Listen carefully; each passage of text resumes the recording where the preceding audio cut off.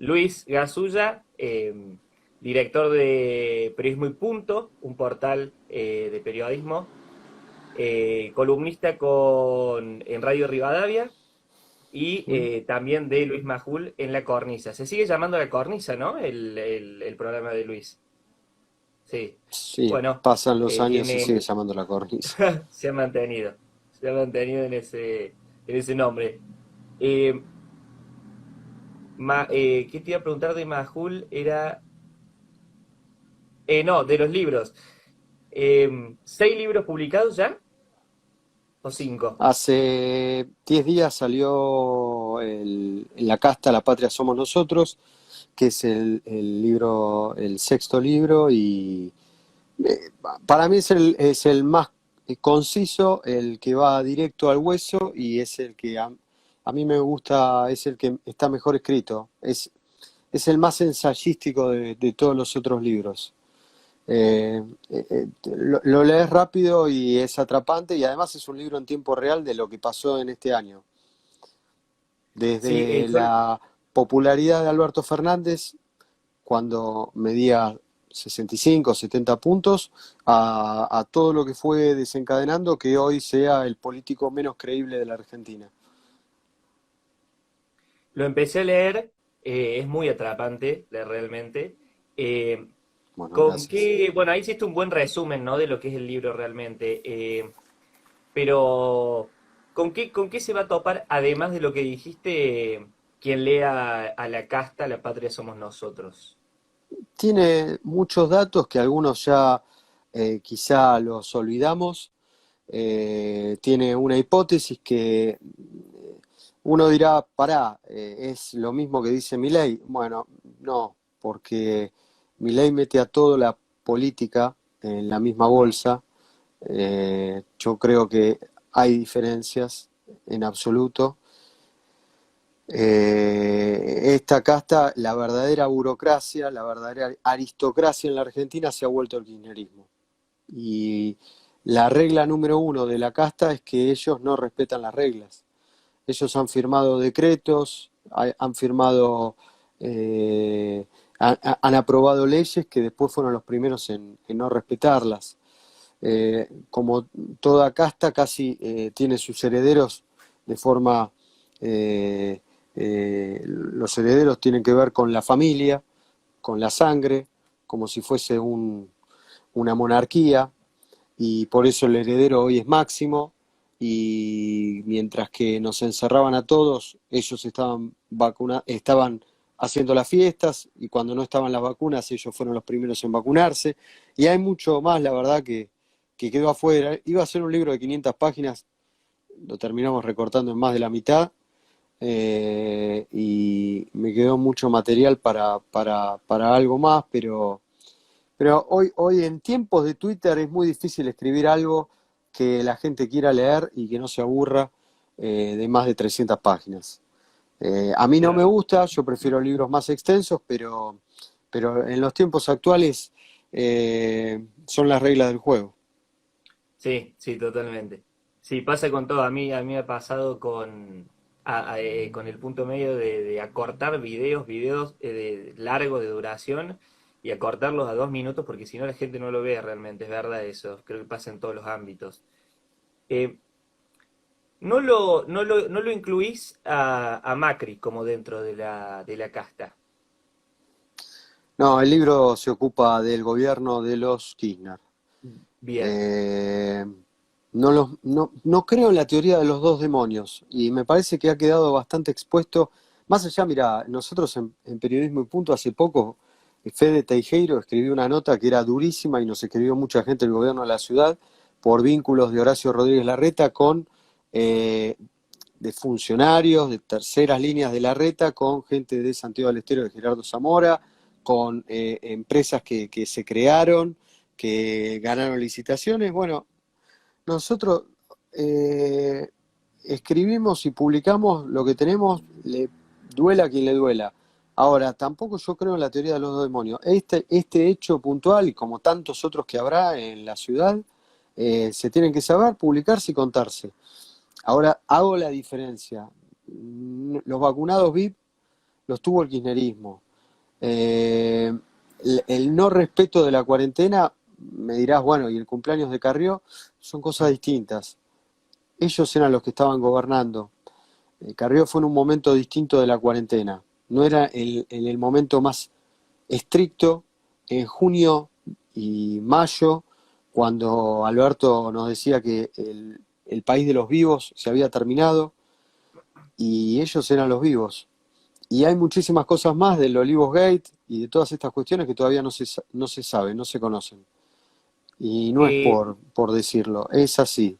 El día que se conozca todo, Alberto no puede caminar, no puede decir, no puede salir a defenderse, a dar una entrevista más. Mientras que morían las personas, la gente, Fernández en eso fue peor que Cristina. Eh, Fernández fue un verdadero cínico, es el cínico más grande de la política argentina. eh, Vos investigaste mucho el tema de la vacunación VIP. Em, Sin revelar, porque mucho lo contás en el libro,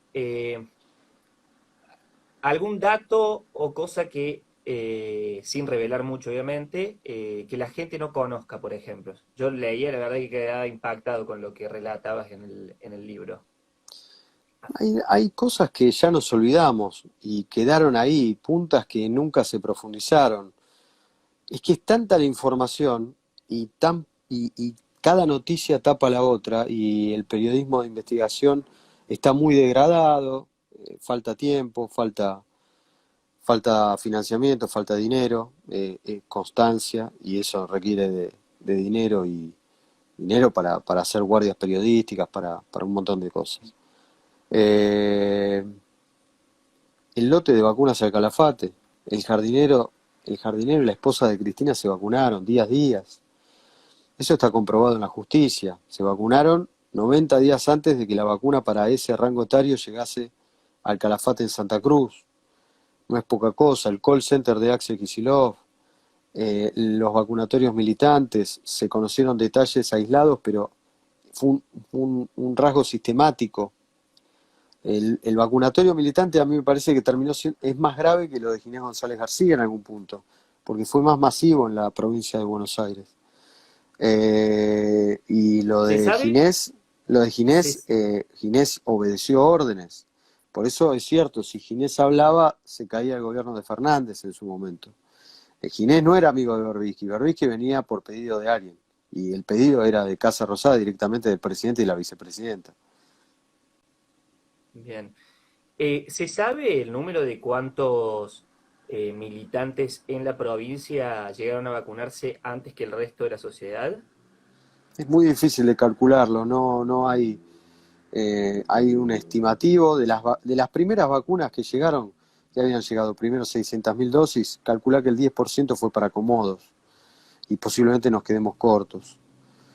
Acomodos, amigos, políticos ellos. Hay muchas otras pistas que no se han podido probar todavía, que la justicia no ha avanzado. De hecho, el libro empieza con el papelón de la jueza María Eugenia Capuchetti, única jueza nombrada por Macri durante su gobierno, única jueza federal nombrada por Macri durante su gobierno. Y Capuchetti tomó como propia las palabras de Bisotti y de Alberto. La nueva frase de moda en Comodoro Pi, la inexistencia de delito. Es algo inmoral, es algo que está mal, la fila, saltearse a la fila, no es un delito según el Código Penal. Algo que es discutible, conflicto de intereses, Ujú. eh, incumplimiento de las funciones de un funcionario público, un montón de, de posibles delitos que la jueza, bueno, todavía no está dada la última palabra, ¿no? Bien, vos habías relatado en Érase una vez en Argentina, que juega con el título de la película Once Upon a Time in America, es con Robert De Niro. Eh,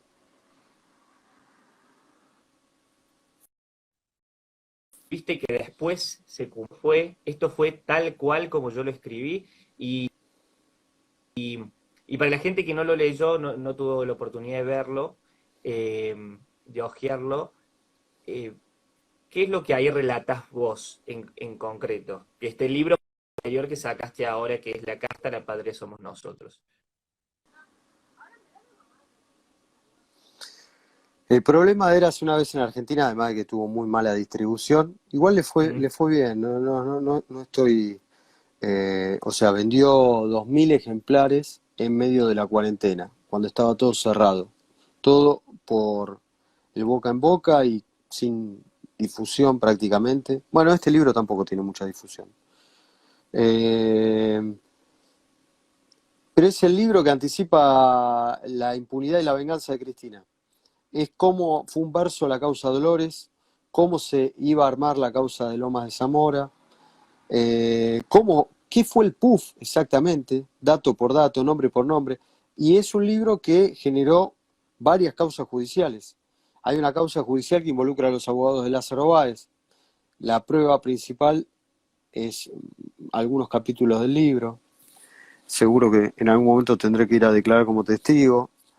Lo aportaron también en Dolores con Martín Baba, eh, eh, porque Baba está subrogando en Dolores y tiene a su cargo la causa que se va a elevar a juicio oral y público, que es la supuesta extorsión y equipo de aparato de inteligencia paraestatal que funcionaba durante el gobierno de Macri y que tenía como protagonista al supuesto abogado Marcelo D'Alessio. Bueno, Claro. esa historia está contada en el libro. Y después, no, yo estoy conforme con ese libro. A mí me Mm, gusta mucho ese libro.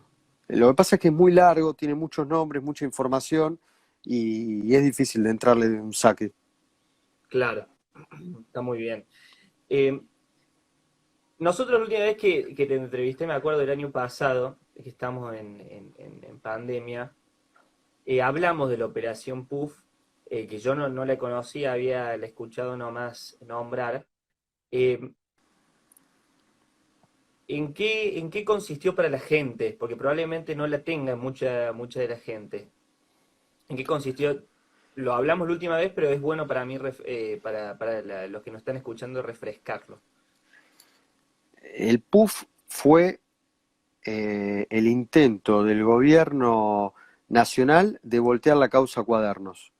¿Cómo lo hizo? A través de influyentes de la justicia vinculados con los servicios de inteligencia, residuales del kirchnerismo, con influyentes del Instituto Patria, que todos los que participaron del PUF se acomodaron en el gobierno de Alberto Fernández. Desde la abogada del chacarero Natalia Salvo, que se volvió una estrella de televisión en C5N, pasando por Mena, que es el número 2 del Ministerio de Justicia, a Ubeira, que es otro, el ex abogado de Lascar, que es estrella en C5N, eh, todos tuvieron un cargo, nadie lo hizo gratis. Bueno, Ramos Padilla le dieron el juzgado electoral. Y eso tuvo un mérito fuerte, importante del gobierno, porque logró convencer a un sector importante de la población en el 2019 que eran todos una mierda, que eran todos lo mismo, y por eso, en parte, más allá de que el motivo principal fue el económico, la inflación que se llevó puesto al gobierno de Macri, pero en parte generó una sensación en un 15% del electorado, 20% de, bueno, Macri y Cristina son lo mismo. La causa Cuadernos quizás la causa de las fotocopias y compraron Claro. ese pescado podrido. La causa Cuadernos avanza, no es que se terminó. De hecho, hace pocos días hubo un gran escándalo en el juicio de Vialidad Nacional que tenía como protagonista a un procesado de la causa Cuadernos, un empresario que empezó a contar cómo eran los beneficios de Cristóbal López y Lázaro Báez en el manejo de la obra pública. Y todos los abogados, que ahí están los del PUF, le querían tapar la boca, lo querían silenciar y fue un escándalo en el tribunal. Mira. Em, la figura de Losardo en el Ministerio de Justicia, ¿por qué se va? Ya en todo este contexto de gente que estuvo muy ligada a la oposición a Macri y después sube con Alberto, es, si no me equivoco, el nombre pila Marcela, Marcela Lozardo, que fue la ministra de Justicia, si no me equivoco al principio. ¿Por qué se va? No estaba de acuerdo con el esquema. ¿Qué te parece eso? Parece importante. En Érase una vez en Argentina hay un capítulo y bueno, se va anticipando lo que podía llegar a pasar que tenía los días contados. Desde el comienzo de la gestión, o por lo menos de los primeros 6 meses, Cristina no quería saber nada con los sardos. Nosotros en su momento lo publicamos, que la trataba de inoperante y que era casi como una aliada de Macri. Losardo había tenido una relación, en realidad su marido, con gente de Boca Juniors en los tiempos de Macri, pero era socia histórica y amiga de Alberto. Losardo nunca compró del todo la teoría del lawfare. Cuando ya estaba por irse, escribió un hilo de tweets abrazándose a la teoría del lawfare, de los presos políticos, de la persecución, pero ya era tarde, era demasiado tarde. Claro. Y Cristina nunca se la tragó, nunca la quiso, y Alberto la entregó, como durante la fiesta en Olivos entregó a Fabiola. Tuvo que entregar a su amiga y la entregó. Y en ese lugar pusieron a un talibán que algunas soluciones le dio a Cristina, más en el operativo Venganza, pero que no generó Martín Soria las condiciones para limpiarla de las causas de corrupción a Cristina y a sus hijos, que era la promesa o el pacto que se comprometió Alberto Fernández a cumplir para ser presidente de la Nación. Y hasta ahora no cumplió su palabra porque no puede cumplir la palabra, es imposible. El proceso está en Porque hay, marcha, no se puede detener. aparte hay pruebas muy fuertes en las tres causas principales que son Otesur y los Sauces, Vialidad y Cuadernos. Así es. Como, bien. Eh, Vos, particularmente este punto me interesa, recibiste muchos ataques y acusaciones de sectores, eh, no sé, pseudo periodísticos o periodísticos afines al kirchnerismo, de que eras parte de los servicios y cosas relacionadas a eso. ¿Cómo no te llegaron a imputar como sí le pasó a Daniel Santoro? No, pero uno cómo reacciona cuando le pasa eso. ¿Qué hiciste vos cuando Mira, te... lo que te dicen las personas con experiencia en el periodismo y en la política es que si haces un periodismo que les molesta, te van a decir y te van a buscar lo que sea. A mí me han difamado, sí. Algún idiota se lo creerá, pero y lo reproducirá cada vez menos también algún fanático, muchos fanáticos en realidad. Pero ¿quiénes son los que acusaron? Mira, Aníbal Fernández. Aníbal Fernández. O sea, para mí que Aníbal Fernández me insulte, la verdad es un orgullo. Insulta a medio país. Insulta la inteligencia de todos los argentinos. Aníbal Fernández. Además, Aníbal Fernández es un empleado de Cristóbal López. Bueno, Cristóbal López, todos sus empleados, los perros falderos de Pablo Dugan, que Pablo Dugan no lo cree, ya lo sabe, después te manda WhatsApp. Eh, Tomás Méndez terminó ante lo escandalosa operación que armó frente a la casa de Patricia Bullrich, Sí, guionando a los taxistas de lo que tenían que preguntar. ¡Qué papelón! Bueno, ese tipo me armó programas en mi contra. ¿Y sabes por qué? Porque la fuente de él es uno de los mencionados en Érase una vez en Argentina, que era el abogado en las sombras de Lázaro Báez. Y yo cuando lo entrevisto a Lázaro Báez, a él se le caía el relato, porque ellos también querían manejar y armarle. Bueno, fueron los ideólogos del PUF los que manejaron parte de la fortuna de Báez, los que estuvieron detrás y deben saber cómo se financió el PUF. Y bueno, yo conté esa historia y no solo la conté, cuando tuve que sentarme ante un juez, lo ofrecí como prueba y lo relaté. Y bueno, eso no es gratis, no es gratis. Yo me podía callar la boca, no me callé la boca. Bueno, y el contraataque es ese. ¿Qué te van a decir? cuando ¿Qué más? Cuando te refería al abogado de las sombras de Báez, de Lázaro Báez, también aclaro por los que no están siguiendo que Luis fue una de los pocos periodistas que pudo entrevistar o no sé si el único, que El único. entrevistó, el En la único, cárcel, el único. el único que lo entrevistó mano a mano a Lázaro Báez. No, y eso en su Eh, momento, yo lo entrevisté 3 veces a Báez. La primera la descolocó a Cristina. La verdad, hoy me pregunto cómo accedió. Eh, Casualidades, constancia, estar en el momento justo, en el lugar exacto. Se dio esa nota, pero esa nota la preocupó y mucho a Cristina. La primera, la de todos me usaron de forro.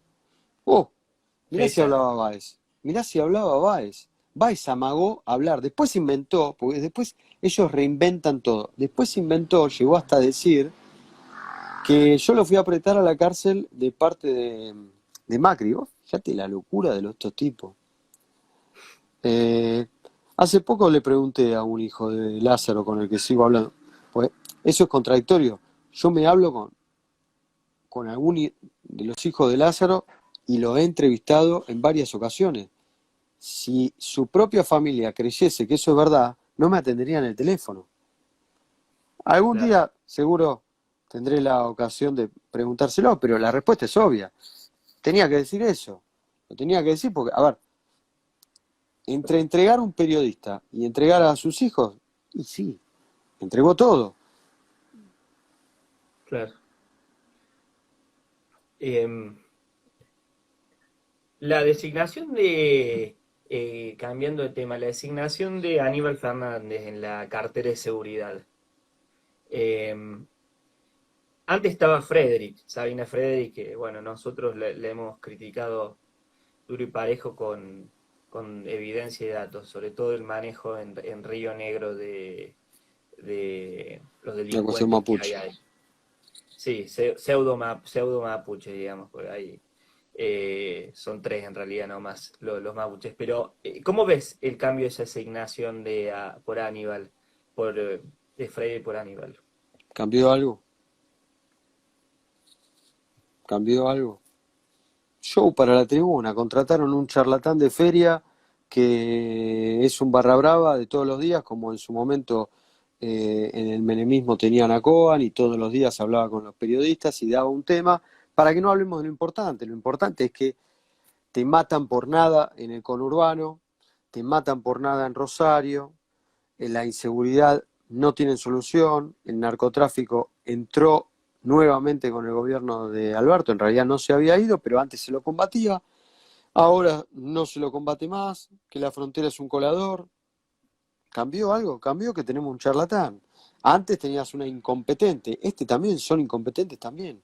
A diferencia del gobierno de Cristina, tenían un manejo más sólido de la cosa pública. Estos son una banda, no manejan bien el Estado, están totalmente carterizados. Un ministerio lo maneja la gente de masa, otro ministerio lo maneja la cámpora, otro el albertismo, las cajas importantes la cámpora, y las segundas y terceras líneas no se hablan con los superiores.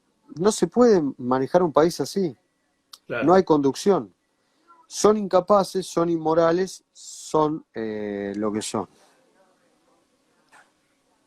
Bien, hay algo que yo noto cuando prendo la televisión, que por un lado está La Nación Más y C5N con, digamos, posturas muy marcadas, como vos decís, y sobre todo vos, porque lo viste en carne propia, de que desde C5N básicamente tenían un ataque constante a vos. Eh, Eso no da la imagen a veces de polarizar tanto. Bueno, Ceci Cone ya lo sabemos directamente.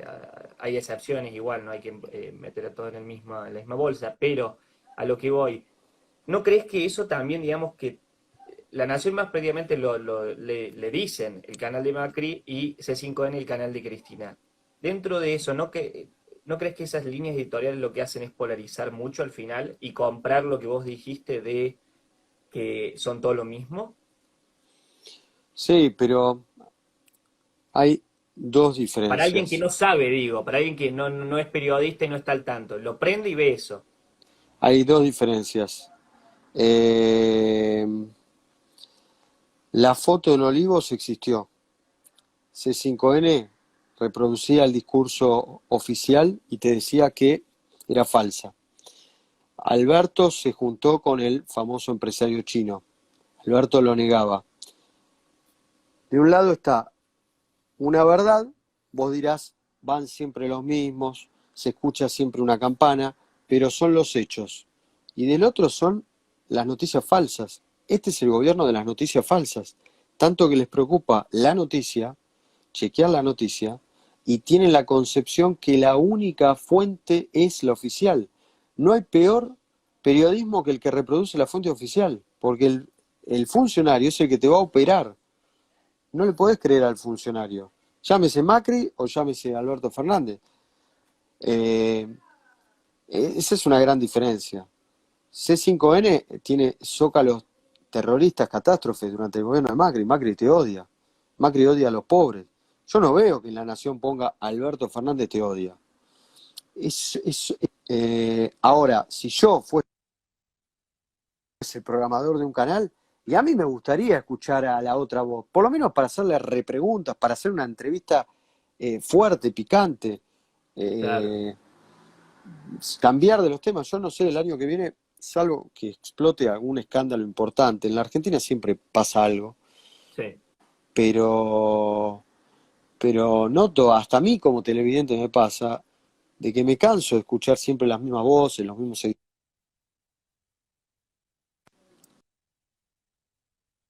Ay, se me apagaba, me estoy quedando sin batería. Eso te decía, no sé si se llegó a escuchar. Sí, se escuchó de la parte de lo que dijiste lo último. Eh, en línea con esto, viste, la última vez dije lo mismo, pero es como que nosotros siempre buscamos desde el punto medio tratar de generar consensos porque en ciertos temas para lograr buenos cambios a partir de esos consensos. Sí. Eso obvio no quiere decir que vamos a avalar algo que está mal para hacer un consenso, no, justamente crear un consenso en base a los hechos. Eh, a mí me siguen, por lo menos al punto medio, tenemos una audiencia que es también peronista, ¿no?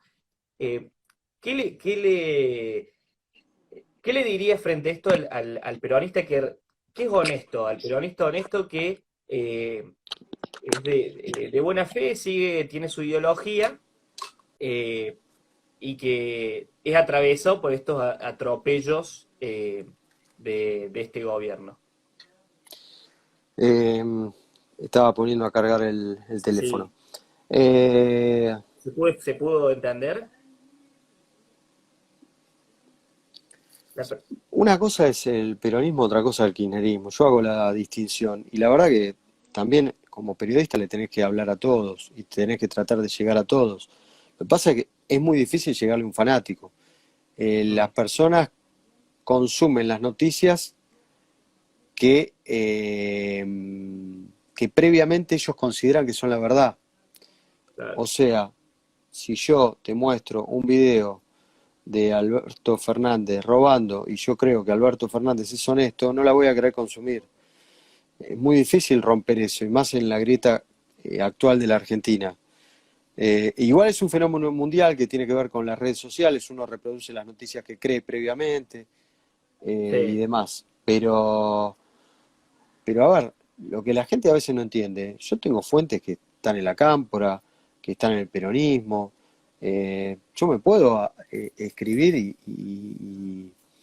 a ver, hace poco lo quería entrevistar y le escribí a los WhatsApp y todo bien. Después en la entrevista eh, nos diremos lo que hay que decirse con este asesor de Axel Kicillof que decía que Pfizer había pedido los glaciares. Bueno, yo soy de la idea de que hay que entrevistarlos a todos, a todos, a todos. claro, Pero ¿sabes lo que pasa? ¿Cuál es el problema? Que los públicos, las audiencias, no quieren eso. No quieren. claro, Si en Radio Rivadavia yo le digo a Babi, che, ¿por qué no lo llamás a Juan Grabois? Peleate con Grabois, sacalo al aire. La gente se va, no lo quiere escuchar, claro. no los quiere escuchar. Y me imagino que en C5N también debe pasar lo mismo. No quieren escuchar no sé, a Patricia Bullrich, a Carrió. Claro, Es un problema. Eh, no le veo una solución a eso. claro. Eh, ¿Es posible desarmar la casta, como vos la definís en tu libro? Que es, Y digamos, con la ley, con el claro, Código Penal, con que no haya beneficios para los gobernantes, para lo que se conoce como el poder de turno, que se respete la ley, que la ley sea igual para todos. Es una verdad de perogrullo, pero es lo que no sucede. O sea, vos por ver a un familiar podías terminar preso. Y de hecho, en el norte argentino en los feudos sucedió. Ahora, te colaste, te vacunaste, te juntaste con amigos en la Quinta de Olivo y no pasó nada. Bueno, claro. eh, violaste la cuarentena y te podían matar. Hay casos, no es uno solo. Hay muchos casos. Eh, y bueno, y 90 y pico. por todo eso, yo creo que hace más de un año ya Alberto Fernández perdía su popularidad. No fue ahora, no fue solo la foto, fue la crisis económica y fue la palabra totalmente devaluada. Fue el dedito levantado, fueron las formas y fueron los hechos. Eh, vos ya directamente sos un estudioso del proceso kirchnerista. Eh, una vez Hugo Alconamón de La Nación diferenció entre Néstor y Cristina muy fuertemente en el sentido de cómo era la corrupción con Néstor y con Cristina. Prácticamente lo que dijo era que Cristina hereda el esquema de corrupción. Aún Sí, así, sí. según lo que vos decís, lo que relatás en tus libros, eh, hay puntos de que cambiaron, pero hay como, se siente como que Cristina le sumó con más violencia al discurso y a la praxis política, si se quiere. Eh, ¿qué sensación tenés de eso, de esta división que hay, que marcaba él? Con Néstor era una realidad de bonanza económica. Por lo tanto, la corrupción a la sociedad, a los medios también, no molestaba tanto. Los grandes negociados de la Argentina los construyó, los ideó Néstor Kirchner. Los contratistas, los capitalistas amigos del poder, la gran caja de política de la obra pública, todo eso lo armó Kirchner, que trajo el modelo de Santa Cruz a la Argentina. Cristina garantizó la impunidad, continuó algunos negocios, pero con menos plata, con una sociedad debilitada, cansada, con inflación, a pesar de que la inflación la hereda de Néstor, pero con Cristina se agudiza, con el comienzo de la recesión, el aumento de la desocupación, y entonces la corrupción empieza a verse. Y además escándalos, a ver, errores no forzados. Se pelean los Joclender en el medio de la vía pública, explota sueños compartidos. Claro, Se pelea Guillermo Moreno con el ministro de Economía de aquel momento de Cristina, Lustó, justo. escándalo. Aparece la valija de Antonini Wilson, escándalo. O sea, un montón de hechos que fueron ocurriendo en el gobierno de Cristina. Algunos los encontró el periodismo, otros aparecieron ahí, estaban.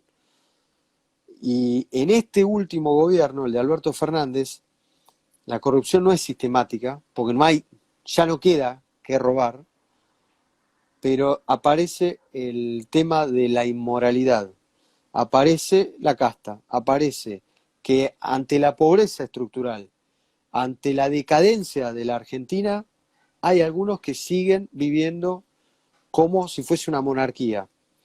Y eso también es corrupción, es evadir la ley. Y en el medio, en este gobierno, aparece la venganza y el intento desesperado de la impunidad.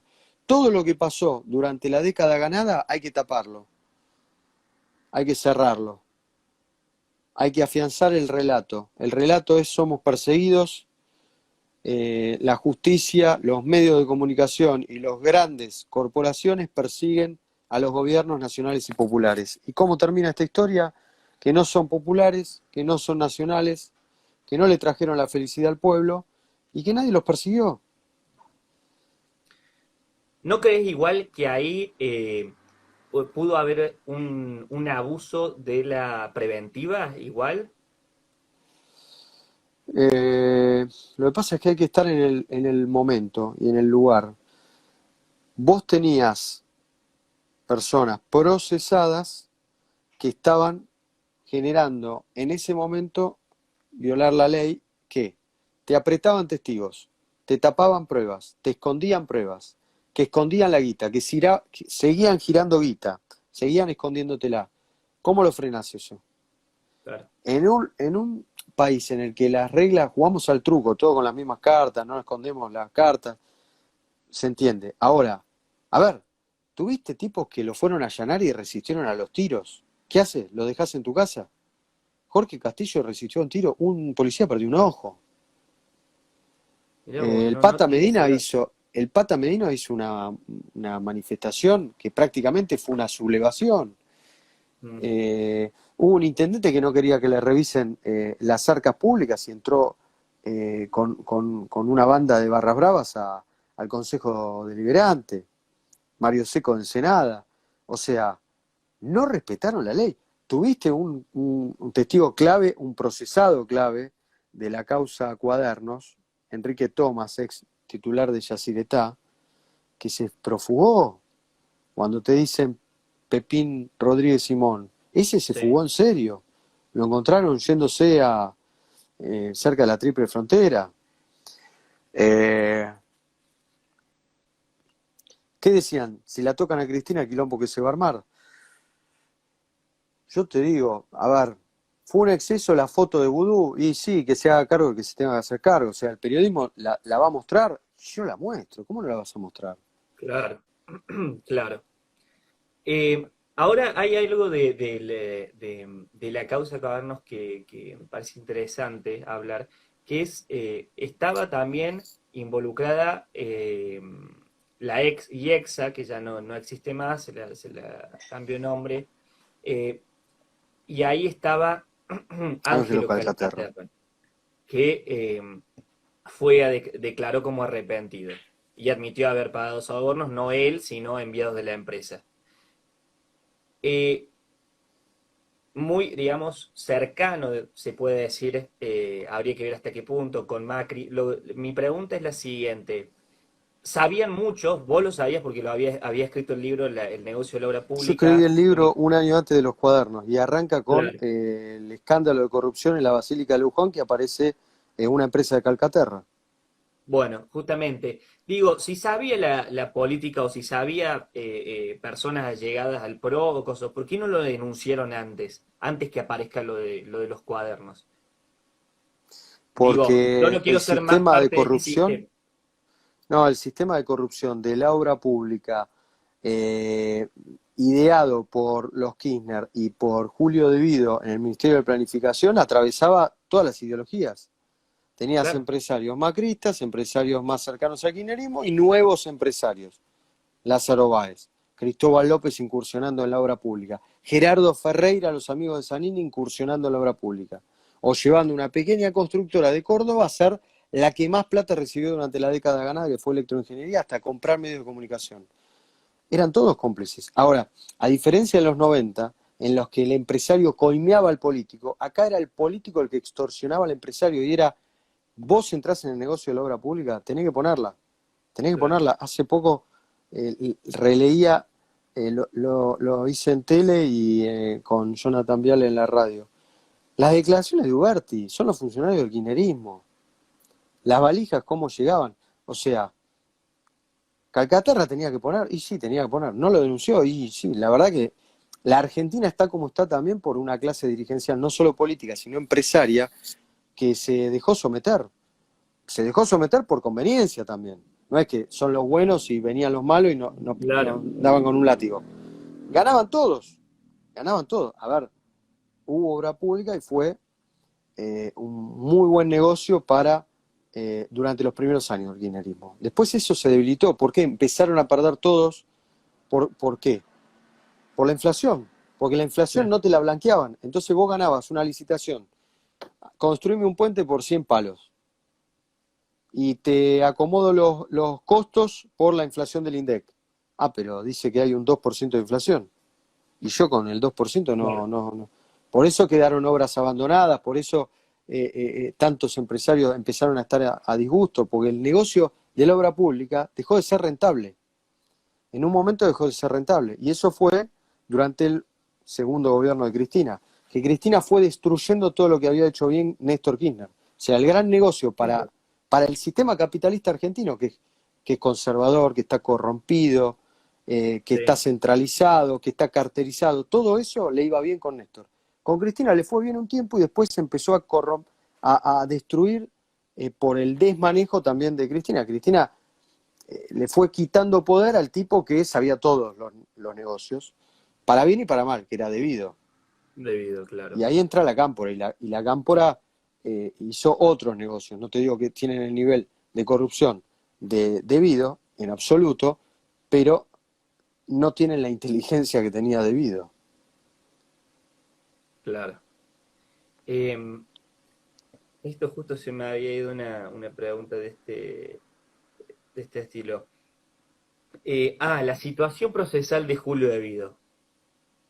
¿Cómo está? ¿Cómo?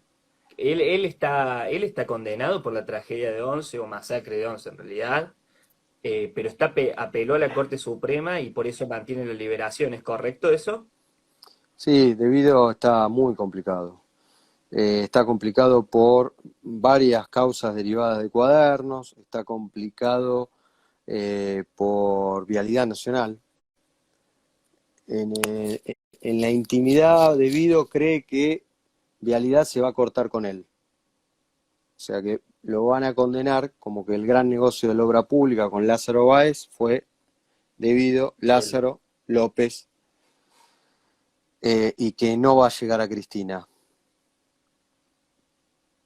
Yo no sé si no va a llegar a Cristina, la verdad tengo mis dudas.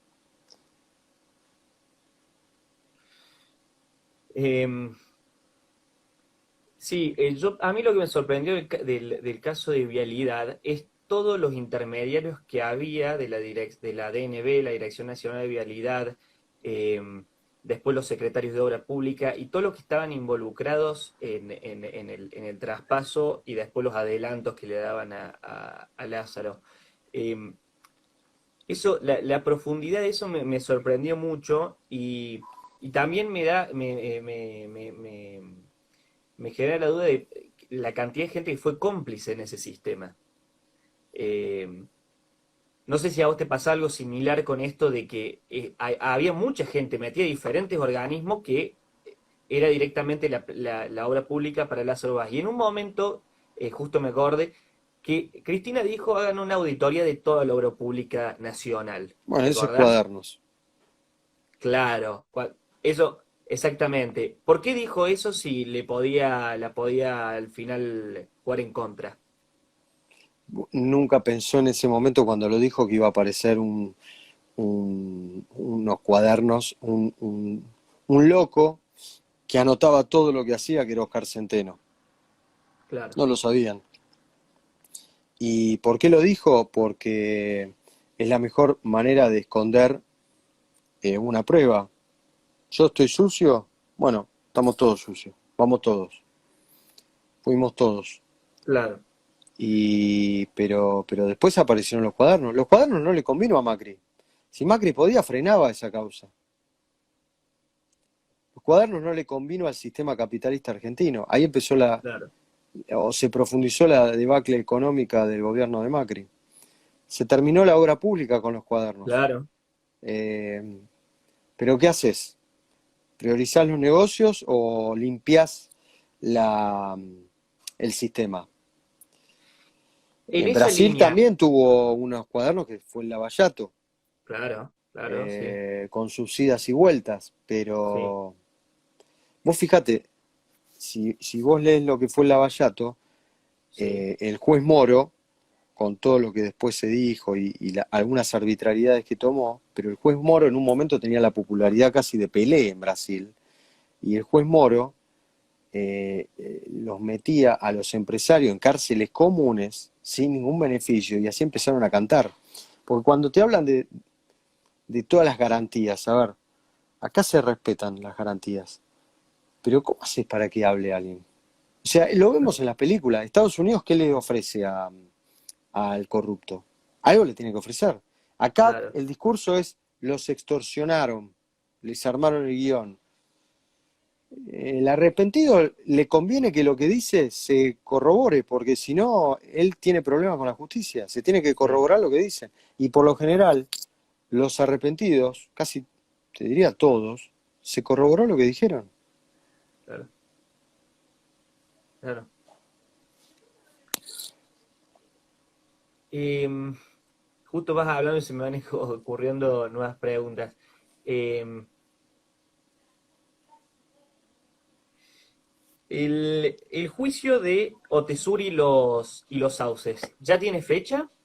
No, no tiene fecha todavía. No La tiene verdad que fecha son todavía. cosas que eso sí lo han logrado, que es demorarlo bastante el inicio de juicios orales y públicos.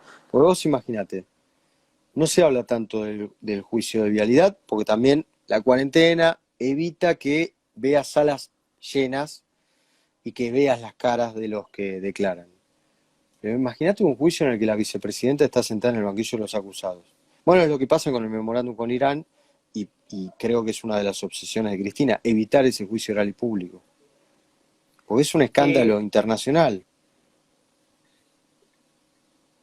pero en en el memorándum con Irán, ¿no fueron sobreseídos varios por esa causa, por el Todos, encubrimiento? pero ahora apeló el fiscal Colombo, apelaron las querellas, así que eso, yo creo que eso lo va a terminar definiendo la Corte Suprema de Justicia. Por eso también los ataques que se van a venir a la Corte, el apuro para tratar de introducir a algún juez cercano al gobierno en la Corte. Y la Corte va a tener la última palabra en varias cuestiones. Sí. Eh, el plan Cunita también terminó En nada. en nada. Ahí había un tema, bueno, en C5N se gastaron en demostrar que había sido como una especie de persecución para parar la entrega de estas, que eran cunitas básicamente plegables de cartón que permitía que una familia con bajos recursos pusiera al bebé ahí, no durmiera en la cama y pues no se asfixie, que tiene un ¿Mm? nombre particular eso. Eh, pero aún así sobreseyeron a los acusados. Por- Sí, ahí hubo- tenés que ver quiénes fueron los jueces, eso también el tiempo la revisará. Mirá, hace poco también habían sobreseído a Aníbal Fernández, a Capitanich del tema de fútbol para todos y ahora lo volvieron a procesar. No está cerrado, pero el plan Cunita, que dicen que es una persecución, ¿sabes cómo nació el plan Cunita? Nació por un periodista que para mí era uno de los mejores de nuestra generación, que falleció en el 2016, muy joven. Va, en el 2016 iba a cumplir 42, 43 años, José Estela. En su blog Eliminando Variables contó y mostró todos los datos del plan Cunita. Así nació. O sea, no es que fue una persecución de Macri, de Ocaña. claro, Macri ni sabría que era el plan Cunita. Fue un gran laburo periodístico. Yo me acuerdo que hablaba con José, me decía, no sabés sí. cómo se están choreando. Y la firma, que tenía unos sobreprecios enormes, la armaron, creo que era Farsan, no recuerdo el nombre de la firma. La crearon especialmente. Eh, bueno, Claro. veremos qué termina definiendo la justicia. Hoy están sobreseídos todos, sí. Pero digo, cuando no hay forma. cuando vi lo que pasó en el memorándum con Irán, de la causa por encubrimiento, de supuesto encubrimiento de Cristina, era increíble cómo había un sector de la sociedad, yo creo que igual el 15% que vota exclusivamente por el bolsillo, no le calienta estas cosas, pero había un No. 30% de la sociedad y otro 30%, o un 35 y 35 si querés, que festejaba la decisión y el otro se enojaba por la decisión de la justicia que fue sobreseer en caso del memorándum con Irán. Yo dije ahí, yo tuiteé que igual las causas donde más complicada estaba eran las tres que recién nombré, o Tesoro de los Sauces, Vialidad y Cuaderno. Pero digo, no hay sociedad que avance, digamos, si porque una decisión judicial sea contraria a lo que yo creía, festejo, o al contrario, sale favorable a mí, festejo. Digo, no hay sociedad que avance si ahí no hay una justicia creíble en eso? No, no, no hay una sociedad que avance. Y igual te digo, en las causas que hubo sentencia, el fanático todavía cree que los hechos fueron inventados. Chicones se comprobó, está Sí, totalmente confirmado en 3 ah, instancias. sí. Eh, 24 jueces la vieron, si no me equivoco. sí, Algo así. la ruta del dinero acá. ¿Te acordás las cosas que decían de la nata? Del Sí, sí, periodismo de investigación, sí, que los sí. videos estaban adulterados, que, bueno, de todo se dijo. Bueno, Pero digo, de la o misma sea, forma, hay fallos judiciales que están repletos de pruebas, que está totalmente confirmado todo, y hay un sector de la población que lo niega. O decís, la ruta del dinero acá. Ah, pero la ruta del dinero M. Bueno, claro, ¿qué no, querés sí, que te tal diga cual. ahí? Comparto, pero digo, en el mismo, para ir cerrando ya, si no te canso mucho, Y me van a, está muy me van a matar interesante. para ir a comer. Sí, sí, sí. Eh, Digo, así como nosotros, bueno, yo he leído los expedientes particularmente de varios de los casos más resonantes, eh, así como en esos casos que están llenos de pruebas, digo, cuando alguna vez, por ejemplo, con el memorándum con Irán y sobreseen, no también, digamos, como nuestro deber también reconocer cuando también dan esos resultados adversos a lo que se creía popularmente. Sí, lo tenés que dar a conocer. Ahora, no necesariamente es palabra santa. Vos me dirás, bueno, Bien. pará, es palabra santa cuando los condenaron y no cuando los sobreseyeron.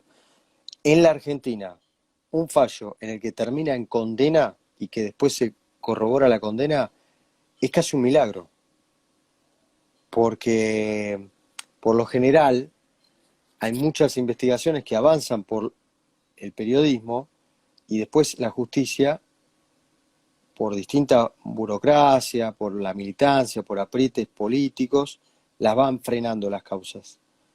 Entonces, cuando hay una condena, y la verdad que tiene que estar recontra chequeado todo y tiene que haber sucedido así. Es difícil decirme qué político fue condenado y vos decís que es injusto. No hay muchos políticos condenados. No, no. ¿Condenados?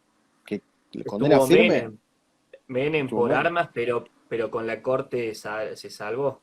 Bueno, eh, Vudú, Menem, Debido, María Julia Alzogaray, eh, José López, Jaime. ¿Alguno puede decir realmente que le armaron la causa y que son inocentes? Para la tribuna, Mirá los nombres que te di. sí. Si vos me decís la condenaron a ver, ¿quién te puedo decir? No sé, no quiero avivar una grieta, pero a ver, eh, bueno, no quiero dar ningún nombre, pero no sé, lo condenaron a Milei por quedarse con Chicone. Claro, Te haría ruido, pero ¿qué tiene que ver? ¿Y de qué estuvo? ¿Dónde estuvo? ¿Cuándo estuvo? No sé, lo condenaron a Nicolás del Caño por la tragedia de Once. Y sí, la verdad que te hace ruido, llama la sí, atención, ¿qué tiene que ver? Estos nombres que te di, antes de que llegue la condena, sobraban las pruebas. Sí, sí, sí, sí, tal cual, sí. Eh, la última antes, después de preguntarte dónde se puede conseguir para la gente tu último libro, La Casta. Eh, ¿Crees que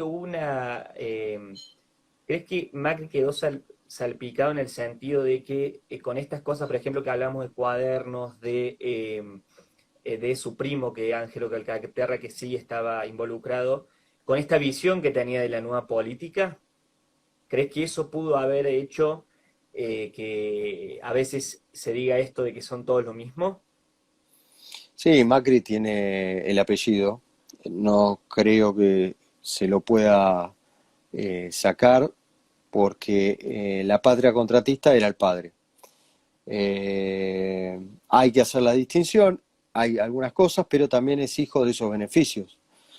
Eh, si no hubiese formado un partido político, si no se hubiese presentado una elección en su momento, posiblemente la Argentina tenía kirchnerismo para rato y la Argentina era Venezuela. Eso también me parece que la historia en algún momento lo dirá. Ahora también, por el fracaso económico de él, volvió un kirchnerismo aún peor de lo que se había ido. También la historia lo dirá. ¿Cómo seguirá esto? No lo sabemos. Yo creo que el resultado electoral es cantado, va a ganar la oposición, va a perder el kirchnerismo y van a ser 2 años muy duros. Y la casta, la patria somos nosotros, lo encontrás en todas las librerías del Es país. Ahí está, en todos lados, en Cúspide, buenísimo, Jenny, el Ateneo, está, lo encontrás. buenísimo. Si no, por internet. Luis, un gustazo, como siempre, hablar de la Argentina y de todo, sobre todo de la corrupción, visibilizarla, que es un gran flagelo en nuestro país. Así que realmente No, el gusto es muchísimas mío, gracias ¿eh? por hacerte La el seguimos tiempo. cuando quieras. Te mando un Dale, abrazo. y lo mismo para vos, ¿eh? Cuídate.